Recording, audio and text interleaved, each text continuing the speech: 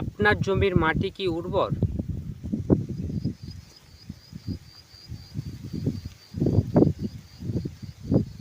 এটা ভালো মাটি না চিনেই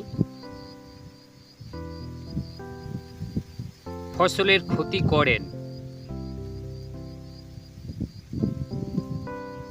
বলছি মাত্র 3টি লক্ষণ।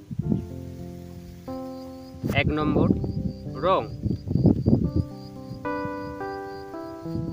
উর্বর মাটি সাধারণত গাঢ় বাদামি ও কালচে হয়। 2 নম্বর, গঠন। ভেজা অবস্থায় চাপ দিলে গুঁড়ো হয়। বুঝবেন বায়ু ও জল ধারণ ক্ষমতা ঠিক রয়েছে।